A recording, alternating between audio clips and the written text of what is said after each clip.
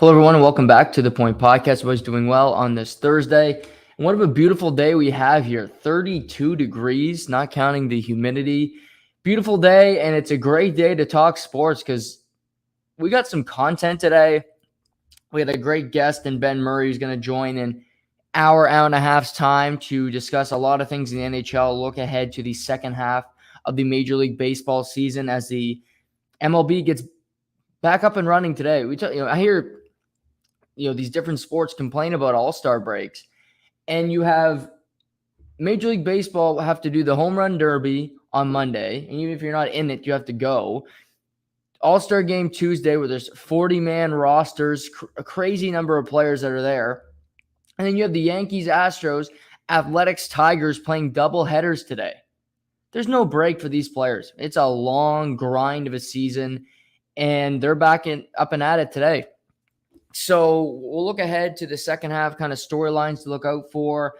I saw this morning on FanDuel that the New York Yankees, go figure, are the prohibitive favorite to win the World Series. They are plus 340. So, they very much are a heavy favorite. I'm not surprised to see them there. The Dodgers are right behind them. So clearly Vegas believes that a major market is going to win the World Series. And to me, it's a good time to get in on, buy low on some of these teams. The Blue Jays were the favorite. I don't have a whole lot of confidence in the Blue Jays to win a World Series as their team is currently constructed. You hear reports about Juan Soto potentially going to Toronto. And I've talked about on the show how he could be signing an extension next year, although his team, the Blue Jays, could trade for him. He does have 2 years of arbitration rights. So he'd get paid a big salary. They wouldn't necessarily have to sign him long-term. But still, that's an option. I've heard that mulled around. I don't think it's the greatest move. I don't think the Blue Jays are winning a World Series, even if they get Juan Soto with the pitching that they have. To me, it's more important to find better bullpen help, to find better starting pitching in the rotation, because that they were the World Series favorites before the season. They didn't have Juan Soto as an at-bat. They haven't had a major injury when it comes to a bat. Sure, do they need a left-handed bat? Absolutely. But that's something, the Blue Jays, you could buy low on them. Seattle, I like Seattle a lot. I mentioned I put money on Seattle to make the playoffs. You're not going to get great money on that bet right now because they're in a good position, because they are in a playoff spot, a game ahead of the Toronto Blue Jays as we currently stand. Potentially, you throw winning a World Series on. The Houston Astros are still a great team. They got Justin Verlander. They got Javier. I mentioned the other day, they're starting pitching when what you're setting up now is 3 games, best of 7, but if you can get 3 starters, and then your 4th starter, hope he can give you something, but it's more of a bullpen day. The Houston Astros have that setup with Framber Valdez, Christian Javier, and Justin Verlander. Not many teams do. The Yankees do to an extent, but I have more faith in that Houston staff than I do in New York because I've seen Houston's do it. I've seen Framber Valdez throw 7 innings clean in a World Series game because he did it last year. So that staff is dangerous, that lineup. Houston could be a team that could look at a Juan Soto type deal. And the reason I say that is they have Michael Brantley in left field, and he's a solid veteran, although you prefer him to play designated hitter. They've lost Carlos Correa. They've lost George Springer, obviously, to the Toronto Blue Jays. They could have another power bat in their lineup, another bat that you can rely on. Yordan Alvarez is a star. He's potentially an MVP guy. And you still got Altuve batting leadoff, and all they do there in Houston. But they could still make moves. They could still add another big bat to me. They got a lot of inexperienced guys come postseason time when it comes to at bats.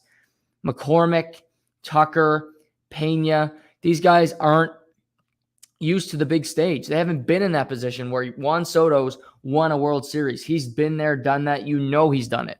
So that's something to me to look ahead to is potentially if Houston even adds at the trade deadline, if they get better, then you got to look at it and say, wow, this team is really a threat. And to me, there's teams that need pitching. There's teams that need bats. It's clear to me the Blue Jays are a team that should be looking for pitching. It shouldn't start next week. It should start today. If you can make a deal to make your team better today, you do it. It's not picking up a reliever off the scrap heap like Sergio Romo. I love Sergio Romo, but he's 39 years old. He's past his peak. He's not what he used to be. Finding starting pitching that can have a legit impact on your roster is what this team should be doing. Whether they accomplish that goal or not remains to be seen, but that's what they should be trying to be doing right now. So me and Ben are getting into that. We got lots of and juicy NHL gossip when it comes to Matthew Tkachuk, when it comes to Pierre-Luc Dubois. I'll talk over trade scenarios. Ben will join, give his take. And also, Benny is a Columbus Blue Jacket fan, the only one I've ever met, the only one I know. And I want to hear what it was like for him to hear that Johnny Gaudreau was coming to the Midwest. There's not many podcasts you're going to get this kind of content. You get to hear from a Columbus Blue Jackets fan that when they, from the horse's mouth, when he signed, how did he feel? What was the emotions like when he said, holy crap, Johnny Gaudreau is leaving Calgary for Columbus? So we're going to hear his thoughts on that, what it meant when it happened, and all the aftermath of Johnny Gaudreau moving, Tkachuk leaving Calgary. Lots of turmoil there. That city is going to burn because all their players are leaving. But Tkachuk telling the team he's not going to sign long-term is actually doing them a favor, and they should use it to their benefit in the next couple weeks when they're working out a trade. And I'll touch on all that today. But we're going to start today by there's always so much going on. I could have led with football today. Kyler Murray signed an extension with the Arizona Cardinals, which we'll get to today.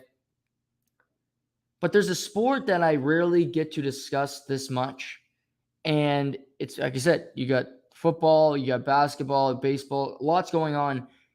But when me and Seamus had our weekly chat last week, I talked about the UFC being the sport of the summer, grabbing the headlines and being in the spotlight because of the great fighters that they have, the cards that they put on a week-to-week basis, and how damn good they are, quite frankly, and the product that the UFC provides. And last weekend's card in Long Island, New York was fantastic. The headline event between Yair Rodriguez and Brian Ortega did not go the way I wanted it to, obviously, because it was stopped in the first round because Ortega blew out his shoulder.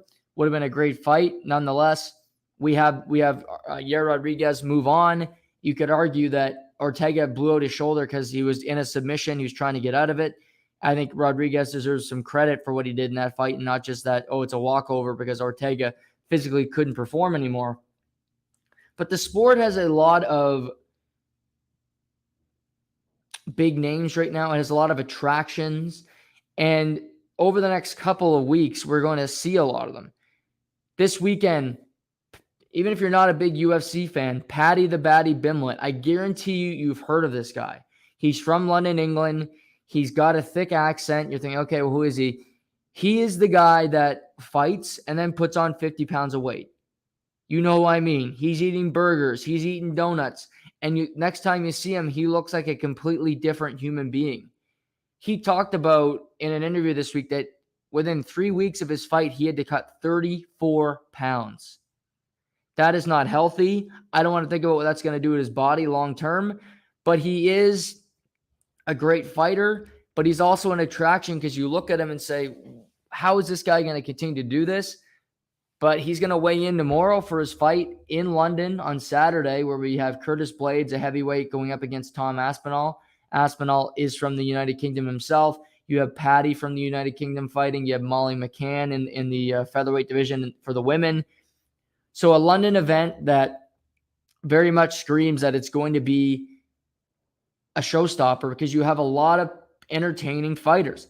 Curtis Blades is a heavyweight that's very good. He can get you on the ground. He can beat you that way, as can Aspinall. So you have two heavyweights that do have knockout power, but they're also versatile fighters. They're also guys that if you want to mess around and go down to the mat, they will go down there with you and make life difficult. So that should be a great fight. But I wanted to talk about today more than anything is where we stand when it comes to champions and divisions. So in the UFC, there's so many different divisions. There's so many different weight classes and how that's all distributed. Looking at what's happened over the last couple weeks. 3 weeks ago, Alexander Volkanovski, the featherweight champion of the world at 145, defeated Max Holloway for a third time. It was the third fight in the trilogy. Holloway was the champion. Volkanovski took the title in a fight that I think Max won. They fought again. That was very close. And since then, Alex has just simply been on a dominant run. He's defeated Brian Ortega. He's defeated Holloway. Anybody in his path, he's beat them. He destroyed the Korean Zombie, where the Korean Zombie may be forced to retire after the physical toll that took on him. And during the first round of the fight, Alexander Volkanovski broke his thumb. And he continued to fight. It went 5 rounds, and he won the fight easily. He only continues to get better. And now, after beating nearly everyone in the division, he's staring up saying, I want to fight the lightweight champion of the world. And we're going to wait and see where that stands. And I'll talk about that in a minute. But yeah, I mentioned Yair Rodriguez, who just won his fight against Brian Ortega. He wants to fight Volkanovski. Volkanovski wants to move up. And what I love about Volk is that he doesn't mind 2 guys fighting for the interim title, meaning he's injured. He won't be able to fight until 2023. And he's telling Yair Rodriguez and Josh Emmett, who won a controversial fight, in my opinion, against Calvin Kattar a few weeks ago. To me, Calvin won the fight. They give it to Josh Emmett. It was extremely close and a really entertaining fight. To me, in the championship rounds 4 and 5, Kattar was by far the better fighter, but they gave the decision to Emmett. And Emmett's been on a winning streak. Rodriguez has been on a winning streak. And these two, to me, should fight for the interim belt, meaning they fight likely. I mean, Rodriguez just fought, but he didn't take a big pounding. Emmett fought a month or so ago. Potentially, I don't think they'll book the fight for Abu Dhabi, where in October 22nd, we're going to have a pay-per-view over in Abu Dhabi featuring Islam Makhachev and Charles Oliveira, and a bantamweight fight as well. But these two could fight in November in Madison Square Garden. Potentially, you need a title fight on that card. Potentially, you could have Yuri Proska versus Glover Teixeira 2, and then this fight could be the second on the card, the undercard, if you will, like they're doing next weekend for UFC 277. But what I love about Volk is you see in the flyweight division, Davison Figueiredo, who is a really entertaining fighter, I like him a lot, has been bitching and complaining about the fact that Kai Kara France and Brandon Moreno are fighting for an interim belt. He's out injured. He's complaining about his pay, and he thinks the UFC is disrespecting him for having 2 guys fight for the interim strap. To me, the interim belt doesn't mean you're champion. It determines that you are the number 1 contender. It does not give you, like, Dustin Poirier has never been a champion, in my opinion. Yes, he's been the interim champion multiple times.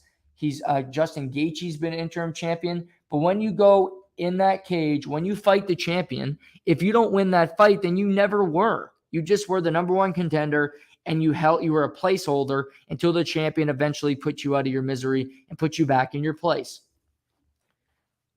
To me, Volk saying go fight is because he's not afraid of either of them. He doesn't want to hold the division up, which I respect as well. And to me, Volk has proven time and time again that he will fight whenever. He fought the Korean Zombie in April. He just fought again last week. He's an active fighter. He's a fighting champion. He's not afraid to step in the cage with anybody. And so, number 1, I would green light this fight. Again, put it in November, the undercard of the Madison Square Garden. I think they'll want something big on that card. Potentially, we see John Jones, Stipe Miocic. I want to see that fight desperately by the end of the year. I don't know if we will, because it's gone really quiet on that front. But that's a fight I really want to see at heavyweight. But you could still throw this on the card. Maybe you throw it in the last pay-per-view of the year in December. Whatever you want to do with it. But these two could fight sooner rather than later. But moving on from that, it was announced this week that Islam Makhachev and Charles Oliveira are going to meet for the interim lightweight championship. Charles lost the belt in May because he missed weight. He was 0.2 pounds over the limit. And when you are a champion and you fail to make weight, you are stripped of the title. You are no longer champion. He went on to beat Justin Gaethje that weekend, got him with a guillotine, but it doesn't matter. You miss weight, you lose the belt. You cannot like the rule, but it's the rule. And Oliveira will be looking to reclaim what he believes is still his. To me, everybody still calls him the champion. And Islam Makhachev is the next coming of Khabib Nurmagomedov.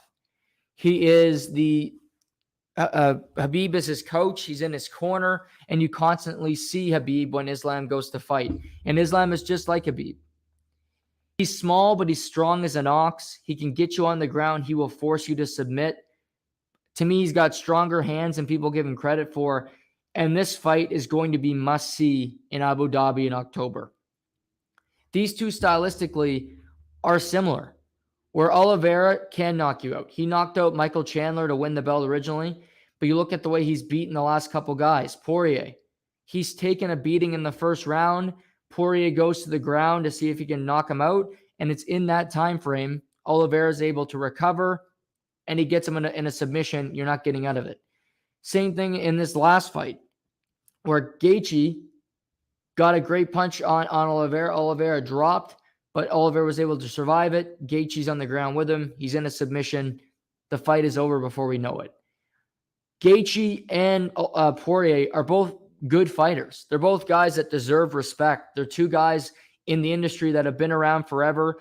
They've both been interim champion. They've both been in the ring with some of the best fighters in the history of the sport. But Makhachev is not going to be like these two guys. Gaethje and Poirier's number one skill is to knock the other person out in a fight. And when they see blood, they're going to strike.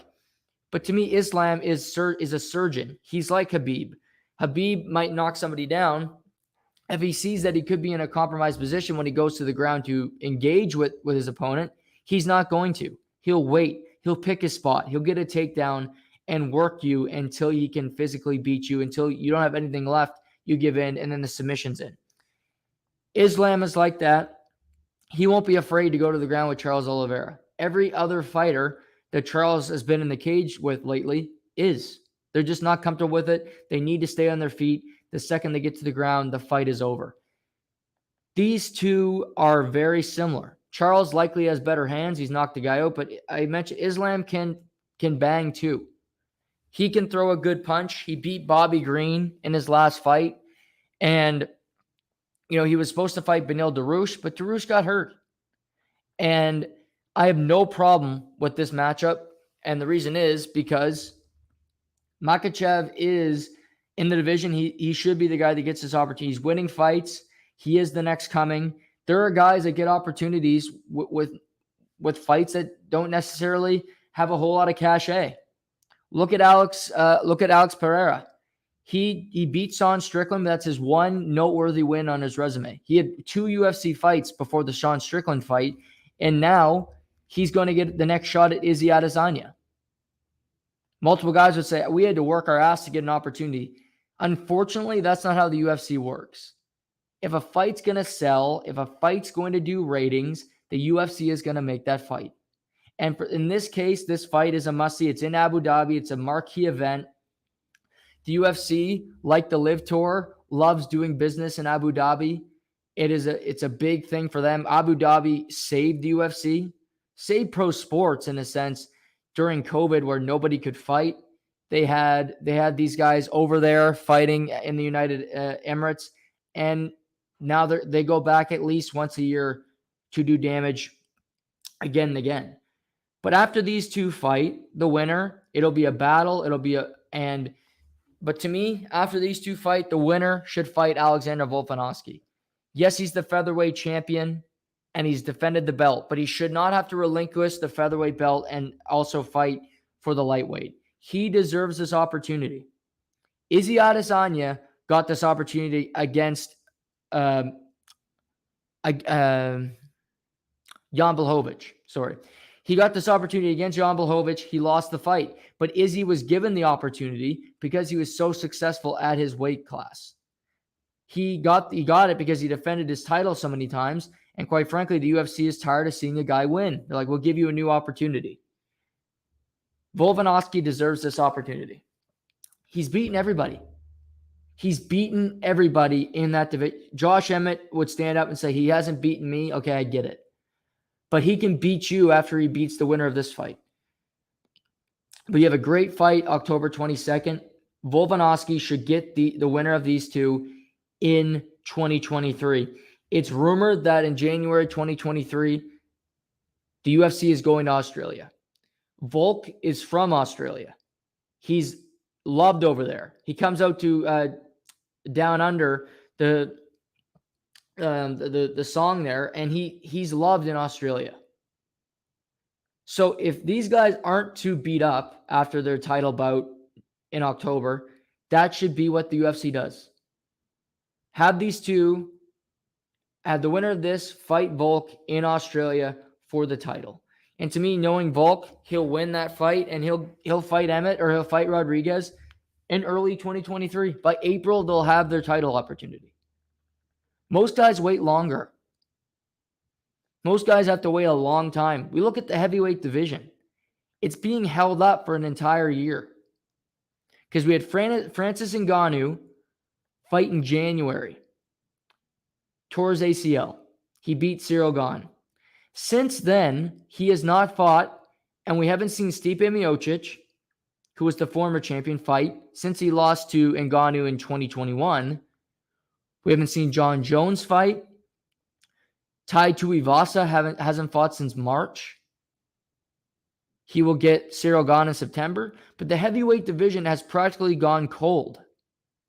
Alexander Volkov has fought. Derek Lewis will step back into the octagon next weekend.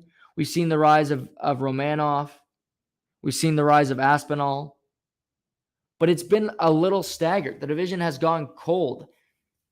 So for Volkanovski to get an opportunity to move up and then fight the winner of Emmett Rodriguez in April, potentially even May, that is on course for the UFC. That is typically how they do business. And what I like about this scenario is that everybody wins. Rodriguez and Emmett deserve to fight for the interim belt. They deserve an opportunity to see if they can beat Volk. They're going to get that. They have to beat the other. Go beat that guy. You get an opportunity to be the true champion. Makhachev and Oliveira deserve to fight for the lightweight championship. They're the two best lightweights in the world, in my opinion.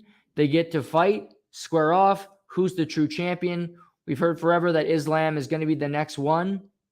He can prove it. Or Charles can continue to show everybody that he just might be the greatest lightweight in the history of the UFC. The way Charles is going, his weight cut will hurt him when it comes to legacy. That scandal will hurt him long term. But if he continues to beat people, if he beats legitimate fighters, if he gets an opportunity at Volk and beats him, he will only continue to rise in the ranks and be looked at as one of the greatest ever. So these two deserve it. And then the winner would get Volk, and Volk deserves the opportunity that Israel Adesanya got. Daniel Cormier was a lightweight. He got the opportunity to be a heavyweight champion, to be a dual champion. Men that defend their title, beat everyone in the division, show what they're made of, and do it effectively deserve the opportunity to move up. So I appreciate that the UFC is going down this path. Cormier is in the UFC Hall of Fame. Izzy is going to be in the UFC Hall of Fame. Volk, the way he's going, is absolutely going to be in the UFC Hall of Fame. If a guy defends his belt once and he wants to move up, no. I hear Aljamain Sterling talk about how he wants to move up and fight in a higher weight class. He wants to potentially go up against Kamaru Usman, move up to 170. Aljamain Sterling doesn't deserve to do that. Then strip him of his belt. Because the only time he defended his belt against Petr Yan. I'm not sure he won the fight, quite frankly. The other time, the way he won the belt was by disqualification, which still doesn't sit well with me. But when guys are winning consecutively, when they're defending their title, when they're active fighters, when the UFC says, can you fight this time? And they say, yes, it's not a big contract holdup. They just get the job done. They deserve an opportunity to get better, to make more money. Whatever they desire, let them do it. And I credit the UFC for coming up with this decision so far.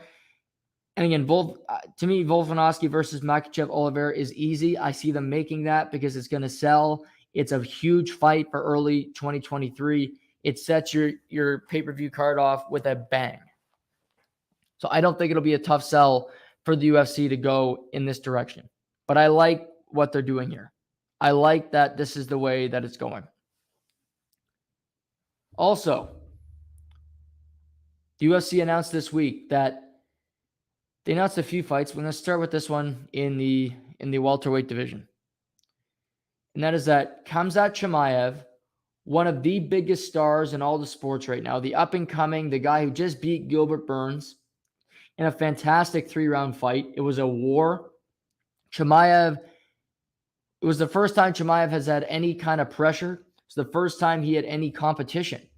He fought Li Yiling, and he beat him easily. He dragged him around the octagon. Chimaev had to fight, had to win a war to get by Gilbert Burns, and he did it. So now Chimaev is sitting. There's potentially rumors about fighting Colby Covington.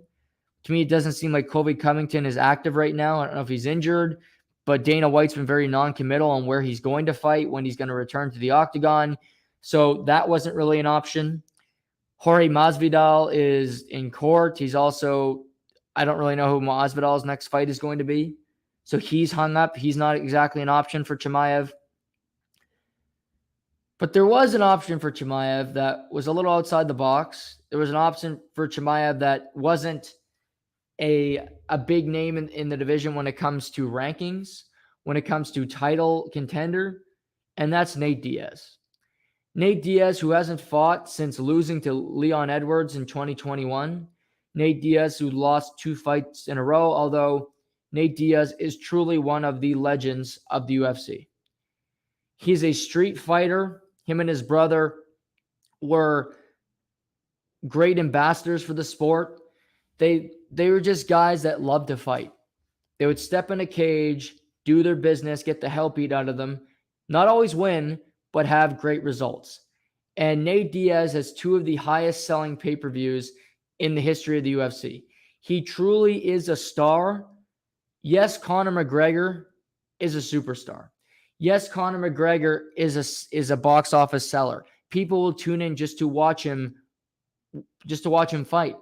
But nobody could make the argument to me that McGregor is as big of a star. He wouldn't be as big a star as he was today if he did not fight Nate Diaz twice, because Nate Diaz was the man from Cali. He was from Sacramento. He was the guy that on the street that would fight anybody for any kind of money. He wasn't afraid. He wouldn't back down. He'd step in the cage and do it.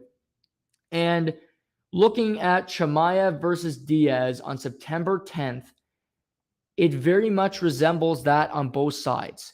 I'm going to start with Diaz. I mentioned Diaz will fight anybody, anywhere. It doesn't matter. He's complained about not having a fight for months. At first, I thought he was going to fight Dustin Poirier, which I was excited about. I thought that would sell well for the UFC. But it didn't materialize. I don't know why. I think for Dustin, he potentially wants to, it's rumored now he's going to fight Beneil Dariush, who is coming off injury but is high in the division. And I believe he wants to get back in the title opportunity sooner rather than later, and a fight against Diaz wouldn't do it. So I understand that. Then you hear Diaz rumored with a number of different guys, but nothing materializes. So, well, Diaz is not afraid of anybody.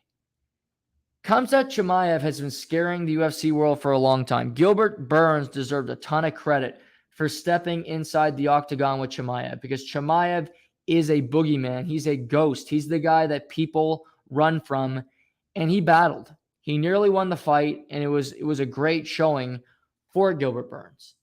But Chimaev won. He still has this aura about him, and he jumped all the way to number 3 in the rankings. And you thought, well, maybe Chimaev will sit. He'll wait around, and he'll get the winner of Kamaru Usman and Leon Edwards next month at UFC 278. But no. Diaz would fight anybody. He doesn't care. He's a kamikaze. Diaz his UFC contract ends at the end of September. So the UFC had basically 2 months to set up a fight for Diaz so that his contract wouldn't run out with a fight remaining on it. And Diaz is crazy enough to fight Chimaev.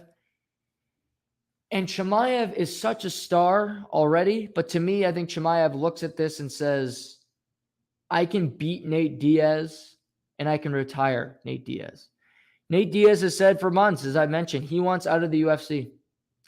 He doesn't want to do it anymore. He hates Dana White. They've been holding him up. They don't give their guys opportunities. And to me, Nate Diaz wants to become a boxer. Maybe not for a long time, but he wants to fight Jake Paul and beat the hell out of him. Jake Paul, for better or for worse, in the sports entertainment game right now, is a sell.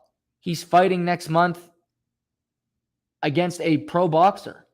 It's the first pro boxer he's fighting, a guy who's won multiple knockout fights. We'll see how that goes for Jake, but I give him credit for stepping in with somebody that's not a non-YouTuber or some, jerk off Nate Robinson who used to play in the NBA. Nate Diaz wants to go into that realm because guess what? It makes you a hell of a lot of money. There's more money in boxing than there is in fighting. Dana White might make a lot of money, but some of these fighters don't. But I think Chimaev looks at it and says, I can be the legend killer. I can put an end to the Nate Diaz era. I can put him in the grave, and everybody will remember that it was Khamzat Chimaev that ended Nate Diaz's career. A send-off of all send-offs for Chimaev to say, I did this. I'm the one that ended his career. I'm going to knock him the hell out. Not many people are able to do it. I'm going to do it in this fight. Chimaev is a much better technical fighter. Chimaev is much younger than Nate Diaz. Nate Diaz hasn't fought in nearly 2 years. I don't love this for Nate Diaz. To me, I think he's going to get destroyed in this fight because Chimaev is just so primed. He's young. He's dominant. But it makes all the sense in the world for the UFC, for the promotion, to book this fight. Because Chimaev's a star. Nate Diaz is a legend. And this will do great on pay-per-view buys. It just will because these two are big names. They're spotlight guys. And what's even crazy is I don't believe you're going to have a title fight on this card. It's going to be a pay-per-view. I mentioned September 10th. To me, this is already announced. It's a 5-round fight. This is good practice for Khamzat Chimaev. He's never been in a 5-round fight. It's all 3 rounds so far. He fought Burns. It was a 3-round fight. He gets an opportunity to go 5 rounds to prove to himself that he can do it, see what the cardio takes. Because to me, Chimaev is doing the UFC a favor, just like the UFC did Khamzat a favor when they gave him Gilbert Burns. Gilbert Burns was number 3 in the division. He had no business fighting Chimaev when Chimaev was so ranked so low. But he was a star, and Burns wasn't afraid, and he fought. Kudos to him. Chimaev's going to fight Diaz. Diaz is retiring. He won't be in the UFC in 3 months' time. But Chimaev will fight Diaz. He will beat him. And because they did them a favor, because he's a star, and because he's willing to take these fights, he's not afraid of anybody, Chimaev will still get rewarded in the end because he will get the winner of Kamaru Usman and Leon Edwards. That's what this is building towards. Usman has beaten Covington twice. And both times I felt he won them pretty easily. In particular, the second fight. We saw Holloway, Volkanovski. You can only fight each other so many times before it gets boring and before you say, you know what, I've seen enough of that. Usman's beaten Masvidal twice. If he beats Edwards, he'll beat Edwards twice. He's beaten Gilbert Burns. You go through that division, he's beaten everybody. That leaves Khamzat. Usman beats Edwards. Khamzat beats Diaz. They fight in early 2022. They fight in the new year for the belt, and it is the best pound per Volkanovski surpassed Usman, which I don't understand, but Usman is the best pound per pound fighter in the UFC. He just is. His punching power, the way he's in the ring, and just the way he presents himself, he's such a dangerous fighter. But you have the number one pound for pound fighter in the world, and you have the biggest prospect in the UFC, you could argue, since Conor McGregor against one of the best champions of his generation. That's the fight everybody wants. Edwards deserves a look at a championship. Maybe Edwards will pull off an upset. I don't think so. Usman's too good. Edwards deserves an opportunity to win the title. He'll get that opportunity next month. But Chimaev, Usman is on the horizon. It's the fight the UFC wants to make so bad because it's absolutely the marquee fight. It'll make... I mean, Usman's already... I've mentioned he's beaten a lot of great fighters. Masvidal twice. Covington twice. It'll be Edwards twice. If he can beat Khamzat Chimaev, if he could knock out Khamzat Chimaev, he's already a great fighter. He's already a Hall of Famer. To me, if he can beat... The arc for Usman would be beat Edwards, beat Chimaev, he moves up. He moves up potentially, and he can do a number of different things. Does he want to become a light heavyweight? Does he want to fight? That division's a little thin. Does he want to try to become light heavyweight champion of the world? It's these type of wins that Volkanovski, that Adianza have done. He could move up and fight Izzy at 185. That'd be fun. It's these type of wins, it's these type of marquee events that you say, you know what? This guy deserves an opportunity to do what he wants because he's beaten everybody that I've asked him to fight. Izzy, Usman, Volkanovski, these guys have done it. And they continue to make a name for themselves. So that's featherweight update. That's the welterweight update when it comes to Usman and Chimaev and where I see that going. Now there's bantamweight. And the bantamweight division, I mentioned, it's been cloudy for a long time because right now the champion is Aljamain Sterling. And Sterling to me is not a true champion. He beat Petr Yan. It was a questionable decision. To me, it wasn't a clean win. And he's a guy that he just doesn't seem like a champion. And behind him, you have TJ Dillashaw, who's been busted for performance-enhancing drugs, steroids. And you know my stance on steroids. Once you test positive for steroids, you're a drug cheat. You're not a champion. You're a loser. And Dillashaw is in that division. And then you got Petr Yan, who I like, who is a former champion, but he lost to Sterling, so he's got a lot to prove.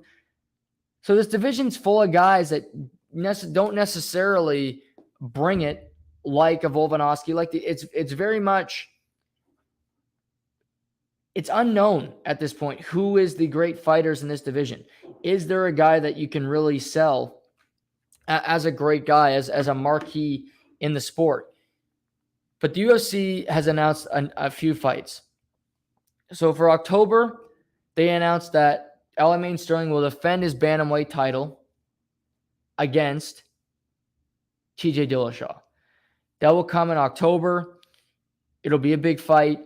And obviously it's for the title. Dillashaw was out for 2 years because of the PED ban. He's come back. He beat Corey Sandhagen last year to get this opportunity. And it's a big one for him. He gets up to reclaim the title, to beat Sterling. He said forever he's still the champion. He never lost it, although he got busted for drugs. So he's a drug cheat. But Sterling and Dillashaw will fight. I will say this, Dillashaw is an entertaining fighter. Sterling's very unorthodox. He's a guy that can make it difficult on the opponent because he can get you to the ground, and he's tricky when he gets you down there. That's what happened to Petr Yan. Yan is very much a striker. He will knock your head off if you give him the opportunity. I think of Jose Aldo, who I have so much respect for, who is one of the best fighters in the history of the UFC. Petr Yan beat the hell out of Jose Aldo. I remember this was a number of years ago, and I thought Jose Aldo's career was over because Petr made him look silly. It wasn't even close. Aldo had the hell beaten out of him, and you saw after the match that he was really defeated. It was a no contest. It was just all Yan all night. Now, the crazy thing is that Jose Aldo's bounced back. He hasn't lost a fight since, and he continues to climb the ranks. He'll fight Merab Dvalishvili in September on a UFC Fight Night card, and He looks like a great guy. Looks like a great fighter. Looks like a guy that could do business. But as we currently stand in this division, you have Sterling. Peter Yan is the number 1 ranked. Yan lost the last fight. He won't get next up to fight Dillashaw. You have Jose Aldo, as I mentioned. He's going to fight Merab Dvalishvili. Dvalishvili's ranked 6th, so a big fight for both guys. If Aldo can win that fight, I find it hard to believe he won't be in the discussion when it comes to the next guy to get an opportunity at the title, because he's so well liked, because he's a veteran. Now, I had that opinion until I saw another big announcement. And that was that Petr Yan, in the same card in October in Abu Dhabi, will fight Sugar Sean O'Malley. Like Khamzat Chimaev, Sugar Sean O'Malley is one of the biggest stars in the sport. He is Sugar Sean. He's got the hair. He's got the charisma. He's a great interview. He is a great promoter. He knows what it takes to sell fights. He knows what he has to do to get people's attention. He knows people are going to like him. People are going to hate him. But he's entertaining. He wins a lot of fights. And when he does, he hits a knockout, and then he does the Kobe Bryant jumper. This is an interesting one because Petr Yan, as I mentioned, is the number 1 ranked behind the champion in this division. Yan will fight Sean O'Malley, who is ranked 13th. This is unheard of, but I mentioned guys get preferential treatment. There are guys, because they're such stars, they will get opportunities that other guys won't. Looking at this, everybody's got to fight. I will point that out. But Corey Sandhagen is ranked number 4. His next fight is coming up against Song Yadong. He's ranked 10th. There's no way that they're going to get an opportunity above these guys. They're not in a pay-per-view. So that's just what happens. These two have been beefing on Twitter for a long time, Sean O'Malley and Petr Yan. And I'm okay with this. Now, obviously, I prefer guys to get opportunities that they deserve. But something I will say that the UFC has done well in covering up that he's getting such a leap, such a potential. If he wins this fight, to me, he's the number 1 contender, Sean O'Malley. He will be the number 1 contender if he beats Petr Yan. He will get the winner of Dillashaw Sterling in the early months of 2023. Because that's just the way it works. He would have beaten the number 1 ranked in the division. He will rise in the rankings. I think he'll be number 1, and he'll get that opportunity. He will get that, and it's crazy, but this is their loophole. So you have Dillashaw fighting Sterling. So there's a fight. Jose Aldo is fighting Merab Dvalishvili in a couple weeks they might have their own card. I forget. There's a lot of different. No, that's on UFC 278 in August. So that's in a couple weeks. So there's a fight. Marlon Vera is ranked number 5. He's on a fight night card coming up against Dominic Cruz. So you have Vera against Dominic Cruz. That's 5 versus 8 coming up. So the UFC is doing a good job of working their way into making fights seem like they're legitimate when they might not be, but I'm okay with it because I love watching Sugar Sean O'Malley, and he's just a star. But as I see our guest is coming in, he's also a star, and there's not many podcasts, in my opinion, anywhere where you can get the legitimate thoughts of a Columbus Blue Jackets fan on getting Johnny Gaudreau. I said it's only fitting that I had Benny back on the podcast this week. But Benny, I know you've been battling through a COVID scare. How are things going on that end, my friend? What an introduction right there. I appreciate it. But yeah, COVID. Can you hear me? Might be on my end. Just a second here. This happens occasionally.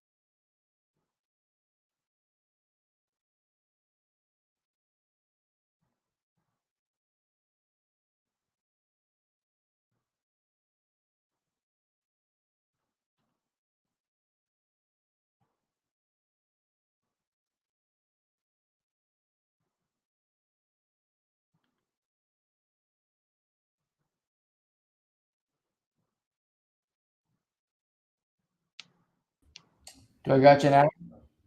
Can you hear me now, Jug? Yeah, I got you now. Perfect. I don't know if How I was how are live there, how are but things going on the COVID front? sir, I don't know if I was live there. I just gave all your listeners a pitch on why Columbus is the greatest city in the world, so they all heard that. But no, thanks. I appreciate having me back on, and I feel great at this point. This is my last day of isolation, so at this point, like maybe road's a little scratchy, but we're doing good. We're pushing through. I'm bored, so. Right. Yeah, I hear you there. Especially with the great weather. I don't know how is it up your way? Been warm? Yeah, it's real hot the last couple days. It was pretty miserable yesterday actually, so at least that sort of takes away the pain a little bit, but it's like bright and sunny today, so we'll Right. see. I might go on a walk later. I need some fresh air. Like I literally just haven't left the apartment in like days, so it's miserable, but what can you do? So yeah, I when last week is last Wednesday, what were your thoughts about 7 o'clock your time? I remember I was out on a walk myself and I saw that Johnny Gaudreau was a Columbus Blue Jacket. What were your thoughts when that came across your timeline? It was insane because I'd be lying if I told you. I think any Columbus fan would be lying if they told you that going into that day they thought signing Goudreau was like a realistic option at all. There's one report that came out probably like mid afternoon, maybe early afternoon. It's like, oh, Columbus offered like a whopping 7 times 12 deal, and I saw that, but I mean it's Columbus, right? So nothing good ever happens. I'm like, oh, good for them going big dog hunting again, but nothing's gonna come of it. And Right. then so I was actually when the news broke, I was in the middle of a slow pitch game, so I didn't get the live sort of feed on my phone. But I checked my phone like halfway through the game, and I had like 20 text messages from like a bunch of random people I barely talked to. I'm like, what just happened? Like, did somebody just die? Like, what's going on here? And sure enough, open my phone, everyone's like, Johnny Hockey to Columbus, Johnny Hockey to Columbus. I'm like I had to instantly just open Twitter because I needed like a blue check mark to tell me it was Right. actually legit.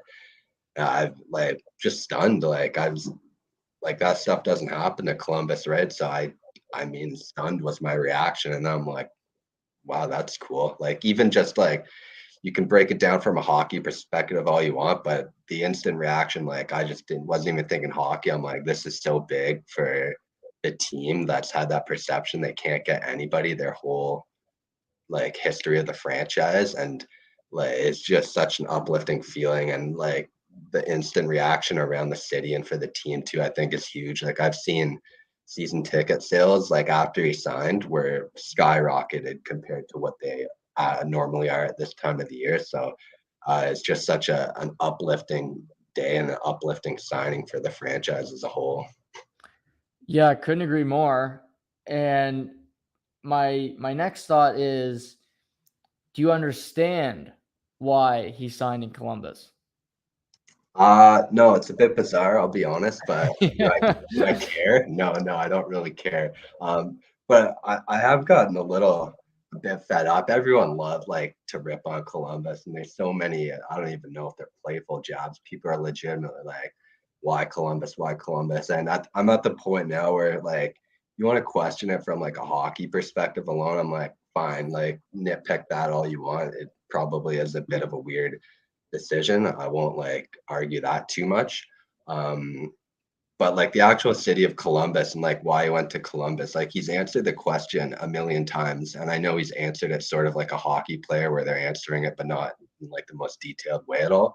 But like just let the guy live. Like Columbus isn't that bad. He's like, well, I wanted to be closer to my family, but not too close or whatever. So like, okay, a bit relatable. It's like they got great neighborhoods. They got good golf courses. I think it'll be a good fit. And people are still like, oh, but why Columbus? He's like, well, they have a young team. I think they can be good in a couple of years. People are like, oh, why Columbus? Why Columbus? It's like, how many times do you want this guy to answer the question? Just Columbus isn't that crazy of a city. So that drives me a bit nuts, but whatever. We're used to it.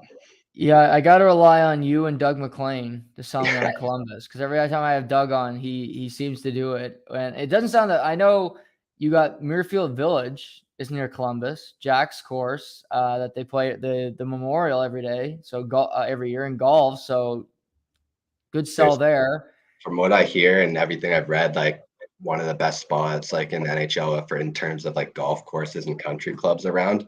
And just in terms of like the suburbs too, like I mean Cam Atkinson's probably been the biggest advocate.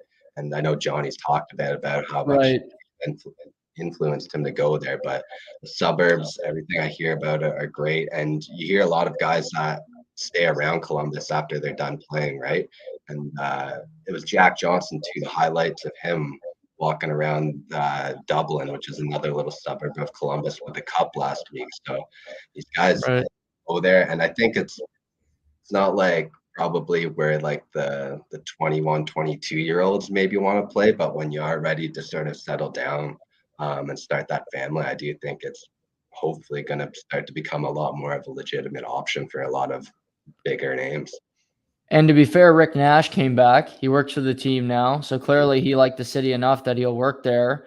Uh, Jody Shelley obviously loves Columbus. I think he still does their local. I think he calls their local games. I Yeah, he think. does a color. Yeah. Yeah, he's actually pretty good at it. Mhm. He's pretty good. See, I don't again Columbus, Calgary. I mean, Calgary's weather sucks. Let's be fair. Uh, Living in the United States right now, as crazy as it sounds with the shootings and everything else, is crazy. But Canada has their own problems. We got plenty up here. But I mean, looking at the Columbus as a hockey situation, is there anybody happier than Patrick Laine that Johnny Gaudreau is a Blue Jacket? No, I mean that guy's got to be thrilled, and I think there were some comments that came out. Apparently, somebody was speaking to him, and he was pretty happy when that signing happened, as you can imagine. The big thing now, though, is like they got to actually sign him, right? So they Mhm. gave him a qualifying offer, but after the Gaudreau signing, they need to shed some money now, which is seems a bit weird looking at their cap situation like a week ago, where they had like boatloads of money to spend, and now they got to get rid of somebody in order to sign Line. But everything I hear, it sounds like it's going to get done. It's only a matter of time, but they're going to be fun to watch. They're going to be real fun to watch together because, I mean, the way Line can obviously shoot the puck. I think like sometimes you question like his motivation out there on the ice a little bit, but I think if you put him like with a player like that, I think it automatically sort of motivates you to want to be a better player. And I think the two of them together will be a lot of fun to watch, both 5-on-5 and on the power play. And I think this is unfairly labeled to players. He might want to go to Columbus, and they might not. I don't think they'll be great next year. They maybe push for the playoffs, but if I had to guess, they miss. But maybe he wants to play, and when he does have success, he doesn't have the bullet on him every day. In Calgary, he was a whipping boy a lot of the time. Tkachuk was more loved than Gaudreau, so I think Gaudreau took a lot of the lumps. Where if he has a bad season, if he has a good season in Columbus, it won't really be talked about as much, and maybe that's just Gaudreau's personality. Well, I completely agree with that. And I mean, you can't blame a guy if you want to question him. Yeah, go ahead. But he does seem like a more like laid back sort of personality type of guy. And I do feel like that Canadian media, it, we've seen it with a lot of guys, I feel like, and it's starting to become maybe a little bit of a theme, but it can wear on you. And I mean, I'll never be able to sit in those guys' shoes, obviously, but I can only imagine just every game you play, like you're under the microscope, right? You do one little wrong thing, and that can change the fortunes on the 1,000 good things that you did. All it takes is one little thing, and you're just constantly getting ripped. So I can't imagine that's very fun. Some guys, I'm sure, are better at putting up with it than others. So yeah, Johnny does seem like a laid back guy, and if it's his right to choose where he wanted to play, and if that played a decision, I'm not complaining. What was another free agent decision that was either you think was a really good signing or a surprising one that you saw over last week? If you want to stick with my Blue Jackets, I thought good Branson, they paid way too much for him, but Mm, I don't mind mhm. him like having him on the team. I think he's a solid like third pairing guy to have, big size, can kill penalties. But they gave him. Like, I'm like, what are we doing here? That's a little too much. I'm sure he signed that as fast as he could and ran. So I thought that was an odd one that sort of got overshadowed by Goudreau, which was lucky. I'm trying to think. It's been a weird, like, the Kadri situation is so weird here. It's the cap flat is really uh, Mm-hmm. doing a lot of weird things with these free agents. We just was Anita Ryder just signed today, so um, yeah, it's sort of been a weird free agency in a way. That first year is fairly busy, but there's a lot of guys still waiting for the dominoes to fall. But We see the NBA and baseball, there's a luxury tax, and it does help teams that have a lot of money. But I do think, Golden State is not exactly the Lakers, but they spend more money than everybody in basketball, and they benefit from it. Do you think that it'll never happen with Gary Bettman because he's so steadfast against it? But the next commissioner, do you think hockey would be better off having a luxury tax that you don't have to spend over it, and you potentially not spend over it, still win a cup, but having the ability for teams to go over the cap if they want to spend extra money to keep their good players? I don't think it would be a terrible idea. It would definitely be interesting to see.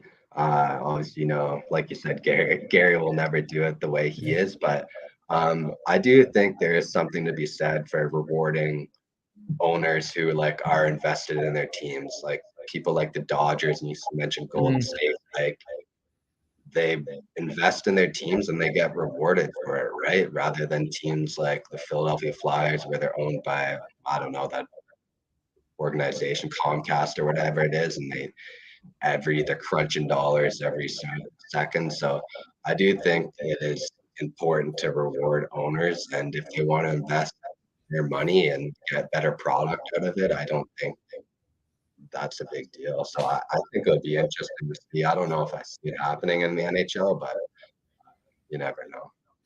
Yeah, because I look at the Kadri situation, and Colorado, to me, it's quite evident they're trying to move money. And you Mhm. mentioned Columbus is trying to move money to sign Line. All these teams are trying to move money, and it's really hard because there's no cap space. None of these teams have any. Arizona can only take so many guys, and you only got so much to send back to those teams that they want. So, like, to me, Kadri's would be. I think he's going back to Colorado. It's just when they can get rid of Sammy Girard or another player that they can fit him in, and it's a holding pattern until they can figure that out.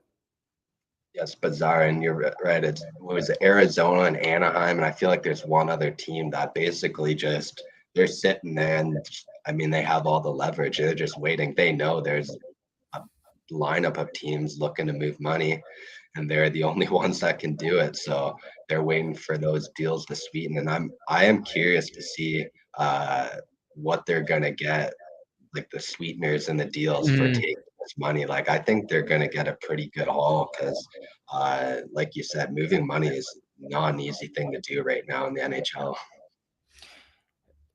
If you're Colorado's lost a lot of guys, they're still a really good team if you ask me. But if they get Kadri back, are they still a heavy favorite for you going into next season? To me, they gotta be. They're still. I mean, they still have all their elite players. I think the recipe is, well, other than goaltending, that's obviously the biggest question. But I think you could say it was a question even going Right. into last year. Kemper did play really well for the most part of the season. I don't think he was fantastic in the playoffs. But if you have, I'd probably say the best defenseman in the game. You can argue one, two, three, maybe, but I'd probably put him one. Mm-hmm. Uh, Argue top five forward in the game with McKinnon. Like, you got those pieces right there, you're automatically going to be a contender. And then you give them the supporting cast that they still have. I mean, like you mentioned, a lot of good supporting players if they get Kadri, especially, but still got Rantanen and the Nikushkin. Nick Chuskin, who they just signed, and Tays on the back end. Like, they're still absolutely loaded. So I wouldn't be shocked at all to see them right back in the finals where they were. Worst situation: Pierre-Luc Dubois in Winnipeg or Matthew Tkachuk in Calgary? For the team or the player? For the team. Yeah, it's an absolute mess for both, but I Yeah. would Yeah. probably say it's probably a worse situation for Winnipeg, simply because Dubois is locked in on one team and one team only, whereas at least Calgary seems to have a little bit of options where they want to give Tkachuk, and I think they can get a better return, and he's a better player too, so I think that helps with their return. Obviously, you hate to lose players of that caliber, but at least he gave them that warning that he did, kind enough to do Mhm. that, I guess.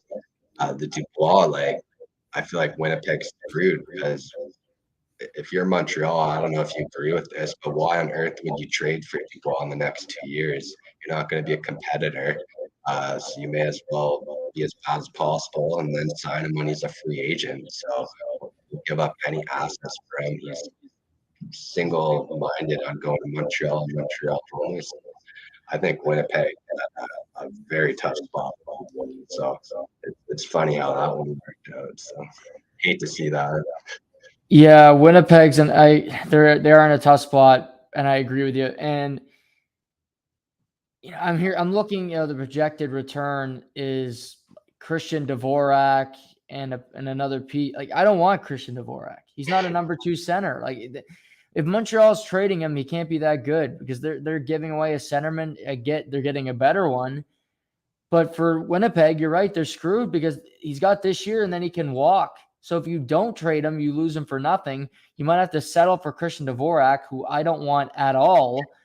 But I'm wondering, if you got him for a year, Winnipeg's an interesting spot because I think they should start rebuilding. Scheifele's got a year left. This could be a time for them, just like Calgary, to say, you know what, it's time for a reset. We're not going to win, although they both have elite goaltenders, which is a tough position to be in when players want out.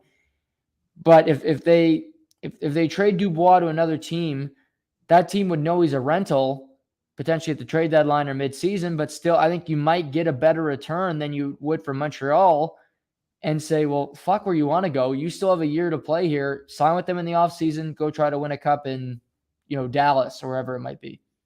Yeah, I think that no matter like where he goes, the return you're going to get is probably a little underwhelming. But like you Right. said, why the heck would you want Dvorak on your team? Like it doesn't make any sense. So if there's a way they can get a first rounder for anybody, I almost just say take that and go because it's a terrible situation he put them in. So I know you know how I feel about Pierre-Luc Dubois, so I'm not totally I surprised know by you wouldn't be, yeah, you're not his biggest fan. it. So a little bit of a scummy move on his part, but unfortunately, he can be a pretty good player when his mind's set on it. But the key is like when his mind's set on it. Yeah, he had a great year last year. Really So if great season. And as a rental for a contender, like he could absolutely be a great player. yeah, I totally agree. I think you could trade him somewhere. I see what Nashville's doing.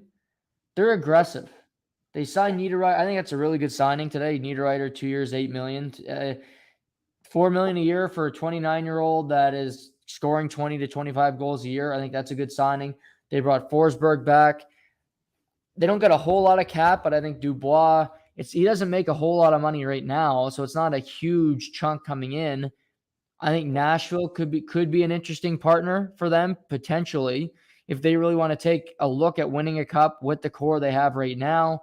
That's a team that could make it work. I mentioned Dallas. I think the teams that miss out on Tkachuk, I think, all believe that they can win a cup in the short term and would be willing to take a chance on Dubois for a year and see what they can do there. Yeah, you're right. Nashville's an interesting one too because I know they just signed Forsberg long term and they got a pretty good goalie, but I still feel like their window is fairly short here. You Yes. have Yeah. to take advantage of Duchesne. Well, I mean, I thought he was washed and done until last year, but he was outstanding last year. So I think you sort of got to take advantage of him in this window while he's still playing as prime. Yossi is obviously not getting any younger. I don't see too many concerns with him. He's an absolute beast still. I do think their window is fairly short here. So if they want to make that push, and clearly, like you said, they're being aggressive. So I think it's something they would entertain.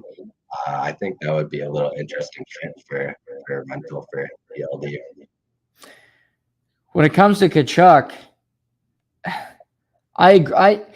He's getting, I think, unfairly criticized by people in Calgary and the media at large for doing this. He doesn't want to resign there. I understand why. Gaudreau left. The team isn't going to be that good. They're not going to win a Stanley Cup, and he's going to be a free agent. He has every right to leave. I don't understand why people get up. Okay, you're in your feelings as a fan. He left your team. I get it. You know very well what it's like to see good players leave Columbus. But hey, you got over it. You didn't cry over your spilled milk. You move on. And to me, get what you can in return. I think that they can get a decent return for Tkachuk because I would make it paramount that it's a sign and trade. He signs an 8-year extension wherever he goes, and you're going to get a better return because of it. So I would work on St. Louis because I think that's where he wants to go. I think that's his number one choice. But I think the Tkachuk return for Calgary doesn't have to be as bad as maybe initially thought. No, I agree, and I think there's multiple teams well, of course, there's multiple teams interested too. So it's not like a Dubois where you're just fighting against a couple of rentals, but you're like the sign and trade is imperative because they'll lock him down to those 8 years, and that right there drives up the value that you can get for him. I've seen a number of teams floating around. St. Louis is obviously the one that makes the most sense. I've seen Vegas. Vegas is such a weird team. It's funny how they're I don't know even how they do it. it makes no sense. It's kind of weird too how their angle is shifting. Like they were the darlings of the NHL when they first came in, the friendly underdog that everybody loved, and now it started. It feels like it's starting to turn a little bit where people sort of are getting a little bit tired of Vegas. I feel like so. I don't think many people want to see him go there. St. Louis by far makes the most sense. I wouldn't be surprised, and I feel like they could do something around like either Kyrou or Thomas to maybe get it done. Yeah. So. Yeah, I would for sure want Kyrou in return. I was talking about this yesterday with people, and they're like, "Well, throw Tarasenko in the deal." I'm like, "I don't want Tarasenko. He's a UFA at the end of you're trading a UFA for a UFA. He's a UFA at the end of this year. He's not re-signing in Calgary. I can guarantee you that. And the reason I know that is because he's Russian and because he's not playing in Canada. He's just not. He's going to I look at Tkachuk's list. Wherever Tkachuk doesn't go, he'll go to one of these. He'll go to Vegas. He'll be in Dallas. He'll be in Florida, Nashville, New York. He'll be in one of those cities because it's warm. Common theme there. Yes, yeah. It's a good theme of where all these players want to go. It isn't cold and not a whole lot to do. It's not like Columbus. It's like it's more like Arizona or something. It's retirement communities. These other ones. So to me, Kyrou is where I start. I think he's a dynamic player. Kyrou first, and if you get a prospect, doesn't have to be their best prospect. I think that would be a good return for a player that is walking out the door anyway.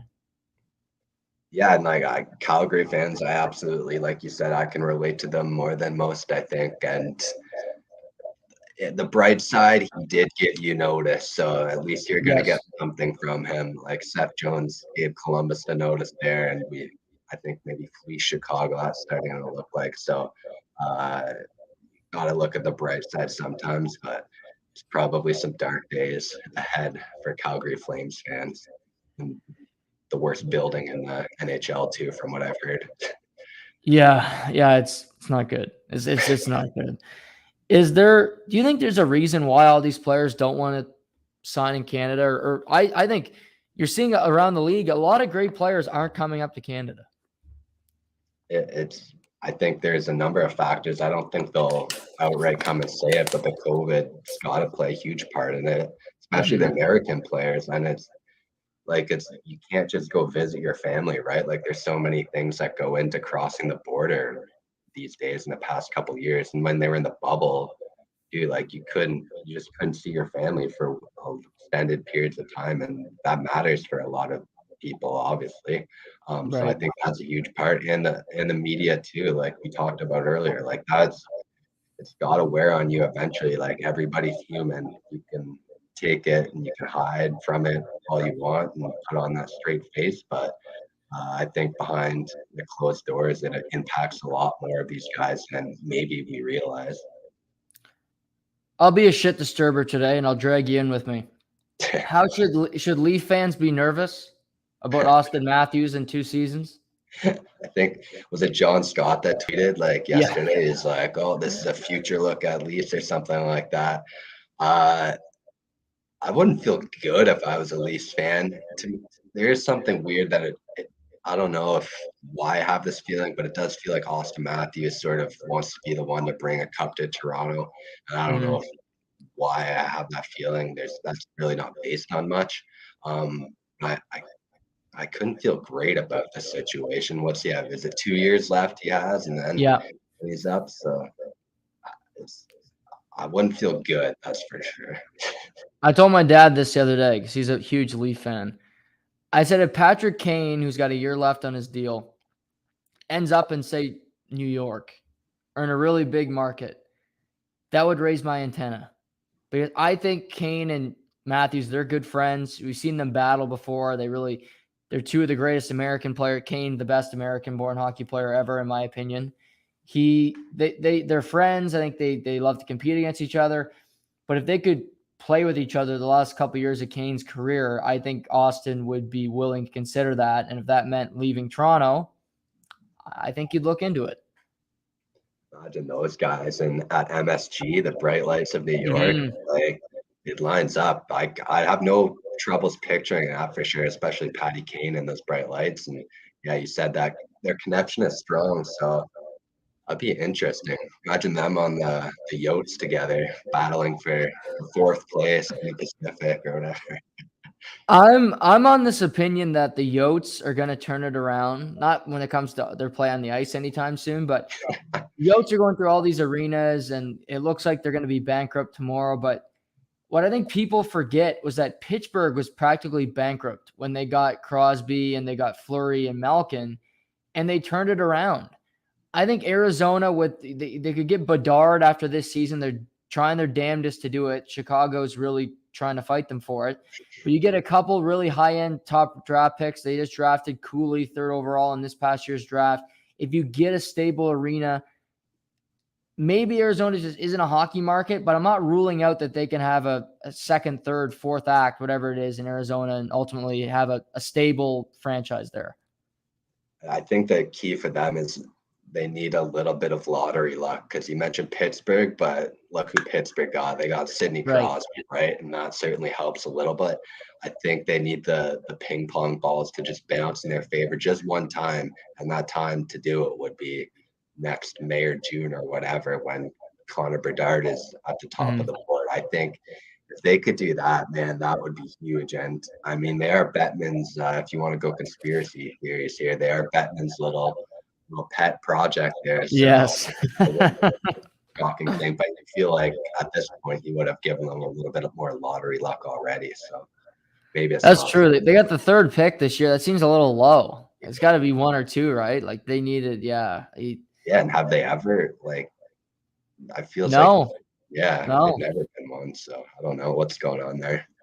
Yeah, he's not doing it right. Like Stern fixed it for the Knicks when they got Patrick Ewing. Like, come on, he can do it 1 year for Arizona to get Bedard. If it happens next year, we know it's fixed. We called it Yeah, first. I think next year is the big one for sure. I think yeah, Right. that's if we know it's fixed. Absolutely. Yeah, he didn't want them to get Heischer or get Yakupov. Like he had no interest in Arizona getting those type players. He wants the real superstars down at ASU. Is Batman's low key like a great scout. He's got insight on the Yaki Pops. He's like, we're not giving them this garbage. We're waiting for the generational talent here. So good job, Right. Gary. What about JT Miller in Vancouver? Do you think do they find a way to work a deal out there? I like him a lot, but he might be asking for a lot in the open market. Yeah, it's odd. It seemed like that trade was like close to almost being done like a month or so ago, like right before the draft. And now, I mean, there's still talks happening there, but he's a really good player. It sounds like New York is the sort of leading candidate to grab him. I want him any day on my team. I think his days are numbered in Vancouver, and I think you can get a decent return for him. But yeah. I think for the Islanders, I'd love to have them in long. They need another. I think the Islanders are still a good team. I think they need another really high profile player for a second line type guy. the Rangers would love to have him back too. I'm sure. Like any team, like you said, would love to have him because he's such a good player and he can have such an impact on the team. I'm just thinking about other hockey stories here before we move on to baseball. But before next season, is there a team you're looking at that you're like, okay, they're gonna have a big jump, that we're a bad team to becoming a really good team for next season? I think Ottawa is probably the most obvious one there, and whether they'll be in the playoffs or not, I think they'll at least be competing. But I'm just excited for that division because that division is going to be a lot of fun to watch. I think even Buffalo is going to be probably a lot better than maybe people think they will be. I think there's going to be a lot of good divisional games. The Battle of Ontario might even be back. Can we say it's back? Probably. I love their fans going at it on Twitter, like comparing top sixes. So I think that's pretty funny. But I like Ottawa. I like the moves they did. So I look at that division like it's going to be a lot of fun to watch next year, and that's probably top of my list. Yeah, it might even be hard to get a ticket there. Yeah, for once, yeah. Normally, you can get one like the day before a conference final game because I did it a couple years ago. So it's not that hard if you're really if you're in Ottawa. But maybe they'll start selling tickets. I guess that's what happens when you're playing in the middle of nowhere. So. Yeah, good arena plan there in Canada. Real easy to get there. Yeah, it's a ball to go watch a game in Ottawa. Your Blue Jays get back on the field tomorrow. I think they had a good first half, but I think it was disappointing because they're the World Series favorite. They're well behind the Yankees.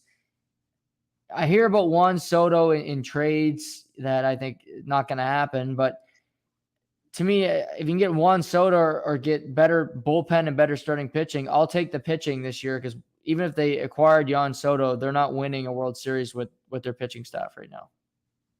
Yeah, the first half, like the best way I just describe it is bizarre. Like it was such a bizarre first half. Like it felt like their offense was terrible. At times it was, but then you look at the numbers and the offense is pretty good. It feels they rock guys like Garrett Cole and Shane Bieber, and then they can't hit like the Royals lefties from like 90 from AAA.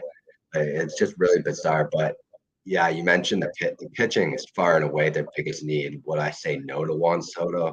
No, probably not. He's a generational guy. Like he's not a stud, but absolutely, like you said, they're not going to win a World Series with their current pitching, especially the bullpen. Like the beginning of the year, you saw flashes from guys that are like, wow, if they could keep this up, like things are looking good. But as always happens or usually happens, these guys haven't been good in the past for a reason, and it sort of comes back, and the law of averages play out. And sure enough, we've seen that with a lot of their relievers now, and the starters too. Like there's a lot of question marks. What the heck happens with Kikuchi? Is he coming back, and what's he look like when he comes back? Is that guy? I felt bad for him at a certain point. Like it was not pretty. So, and even Barrios, like we've seen flashes where he's looked really good, but then the next start he comes back and doesn't look great again. So, what does he look like?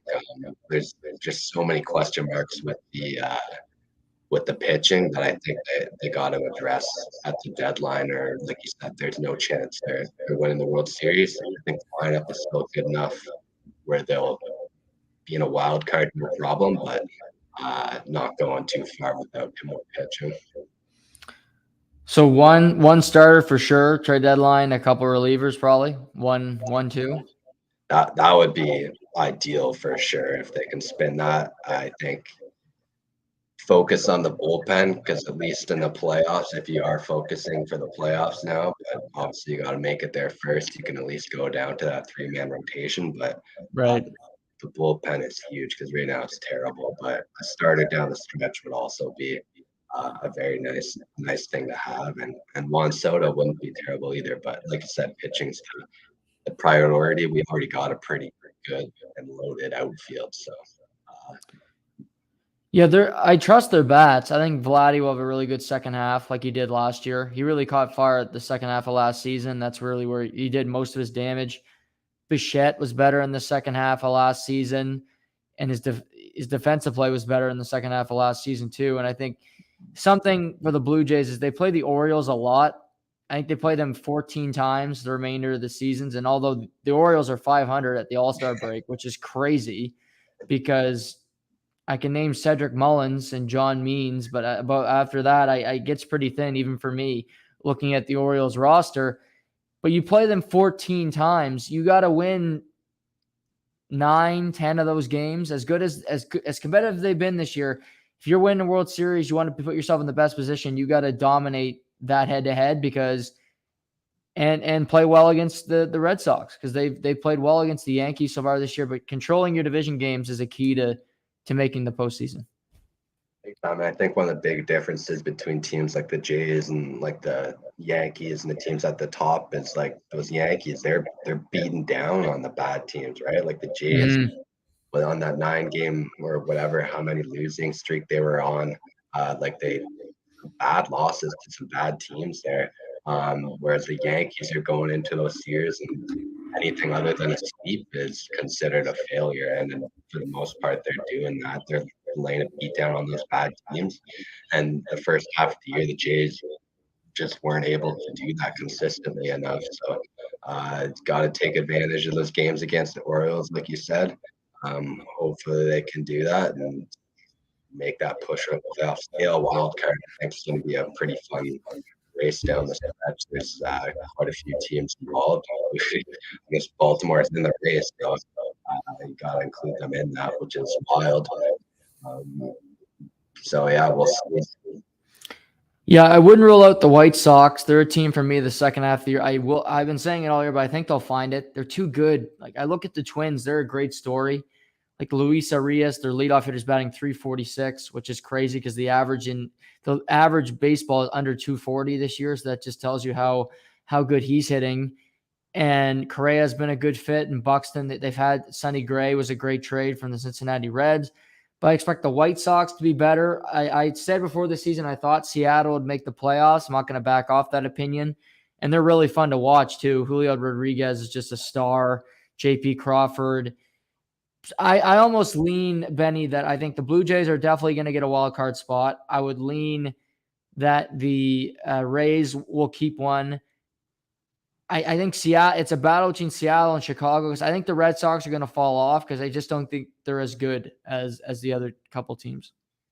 I think Seattle's a real interesting team to keep an eye on in the second half. They're the hottest team in baseball right now. I don't know what the win streak's at, like 13 14. or 14. Yeah, so they're absolutely rolling right now.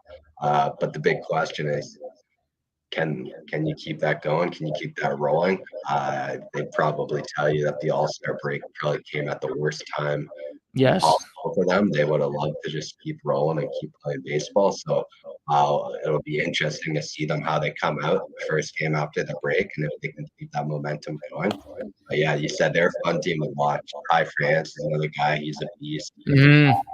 Like a lot of interesting guys on that team. So they're fun to keep an eye on. And it would be nice to see them finally break through and make the playoffs because it's been way too long. 2001, the last time they made the playoffs. Like it's just Jeez. and that was the year they won 116 games. A-Rod was on that team. That's how long ago that this was That's for wild.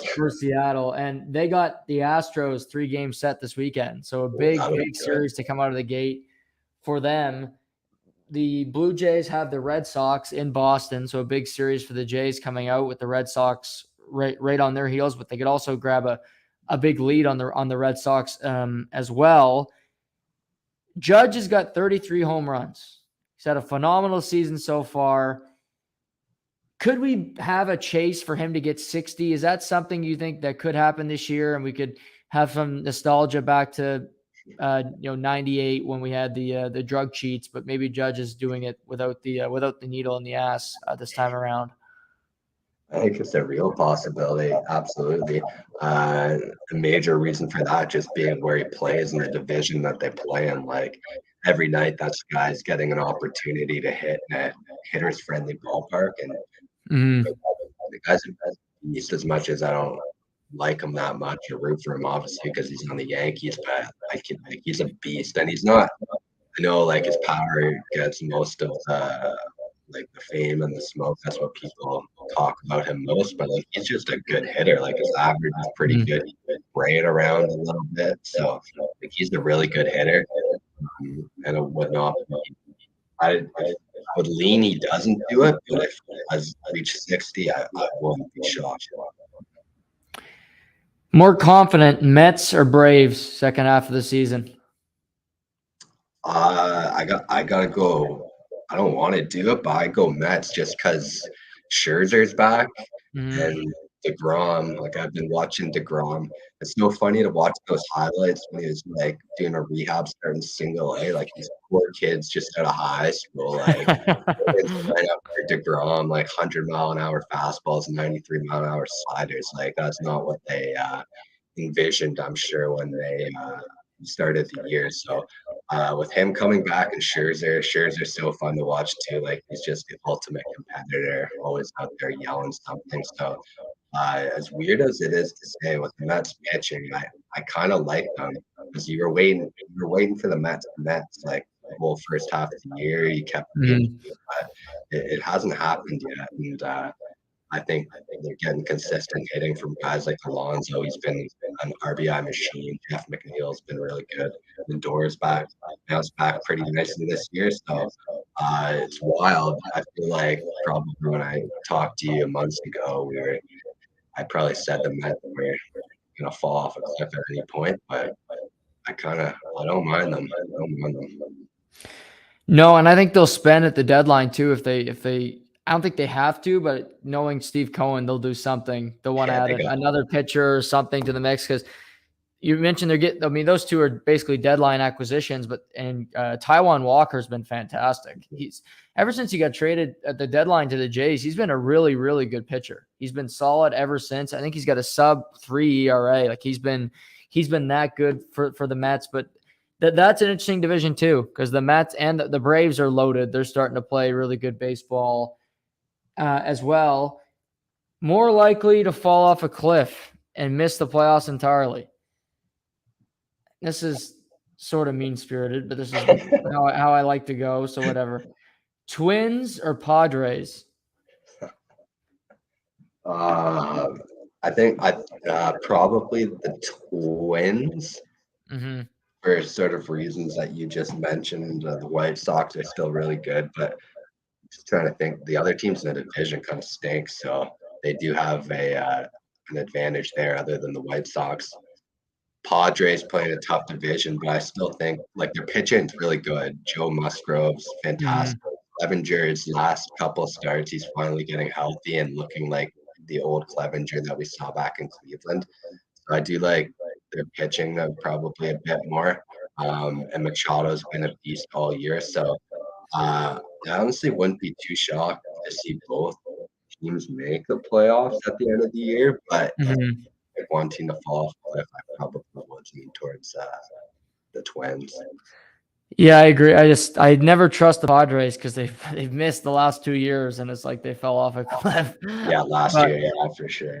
Tatis is coming back at some point, so that'll be a good acquisition for them as well as one of the best players in baseball. Finally, before I let you go, if Sir Charles Barkley goes to the Live Tour, that's a big get. That's That's I so don't know. random. He doesn't cover golf, but to me he's the biggest get you can get in the media game right now, and that would be a for uh for the Shark, Greg Norman. That would be a big. I think that would be a really really big get if he can get Charles Barkley to join the Live Tour. I would love to know what the betting odds are that Charles Barkley is going to go join the Live, because I didn't have that one on my bingo card. I'll tell you that for sure. But No. he is by far one of the most entertaining media personalities in all of sports right now. That's a huge get, and I don't even know where the heck you watch Live right now. But if he went over there, like I might consider tuning in, because, like you said, he's just super entertaining to listen to. So I would love to know what the contract is too, if they do make it happen, because I'm sure that would be a pretty nice payday for Mr. Barkley. Yeah, Henrik Stenson's not exactly a headline grabber, or Jason Kokrak or Charles Howell Jr. III, but Charles Barkley gets my attention. That's for sure. And he announced today he's playing in the next Pro-Am next week for the Live in New Jersey. So there's that. He has not signed on yet, but he's playing in the Pro-Am. So that'll be a reason to tune in just to see him play golf. So Benny, I know you're battling through COVID. I appreciate you coming on today, as always. Enjoy the rest of your summer, and we'll talk again in the fall when the NFL is back up and running. Awesome. Looking forward to it. Thanks, Jug. Thanks, Benny. There's Benny, everybody. Great to chat with him today. He says he's battling through COVID, and good to know he's doing better. And I was going to get to the Live today, and I was going to get to tomorrow a couple of things we're going to talk about. Hockey Canada, I haven't really addressed it much. I'm going to tomorrow. It's something that I want to talk about. I haven't really gotten into it yet. I don't want to rush it at the end of the podcast today, but I will address Hockey Canada tomorrow. To me, it's an important thing to talk about. I want to have more time to expand on it, some thoughts on Hockey Canada as an organization, my brief interaction that I've had with Hockey Canada that didn't exactly go so well, and just what they're doing with this whole investigation. I want to get into that tomorrow. I'm also going to talk some CFL tomorrow, tee up the weekend, but also some COVID regulations and some things that are angering me that are still happening in the world when it comes to testing and all this. It needs to stop. I don't know why it isn't. The 19th wave is upon us, but I'll address that tomorrow. It's Friday tomorrow already. Next week's the last week of July. Can you believe it? Last week of July. It's depressing, quite frankly, that summer is going to be halfway over. But we'll be back tomorrow with a lot to talk about, a lot to break down. Hope you guys enjoyed the show today. Thank you to Benny for joining on a nice hot sunny day. So I do appreciate that. But thank you all for listening. Go on YouTube, subscribe on Facebook Live, wherever you get your podcast. Leave a review, please. Appreciate that. So have a great night, everybody. We'll talk tomorrow. It's to the point.